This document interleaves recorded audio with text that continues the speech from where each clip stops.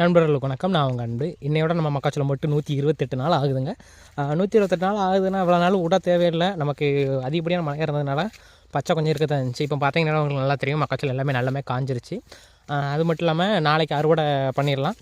நாளைக்கு வண்டி வருதுன்னு சொல்லிட்டாங்க. அதனால் நாளைக்கே அறுவடை முடிஞ்சிடும் நமக்கு.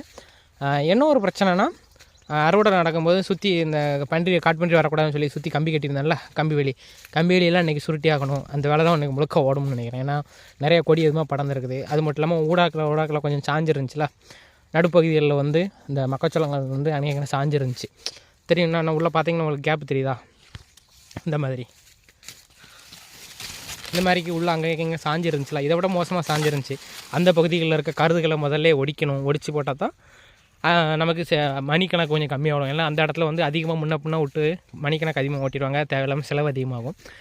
முடிஞ்ச வரைக்கும் செலவை குறைக்கிறதுக்காக நம்மளும் கொஞ்சம் வேலை பார்த்து தான் ஆகணும். அதை பார்த்துருவோம். நாளைக்கு அறுவடை நடக்கும்போது வீடியோ போடுறேன். அது மாதிரிக்கா அறுவடை முடிஞ்சு எல்லாம் காய போட்டதுக்கப்புறம் எந்த மாதிரியான இது வந்திருக்கு, விற்பனை பண்ணதுக்கு எவ்வளோ ரேட் உள்ளது என்ன ஏதுன்னு சொல்லி அதையும் சொல்கிறேங்க. பார்த்தீங்கன்னா உங்களுக்கே தெரியும். இந்த வீடியோ பிடிச்சிருந்துச்சுன்னா மறக்காமல் லைக் பண்ணிட்டு எல்லாேருக்கும் ஷேர் பண்ணுங்கள். மறக்காமல் நம்ம சேனலை சப்ஸ்கிரைப் பண்ணிடுங்க.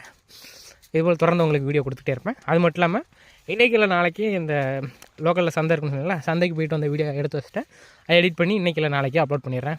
என்ன எப்படி இருக்குது என்ன ஏதுன்னு சொல்லி அதில் பாருங்கள்.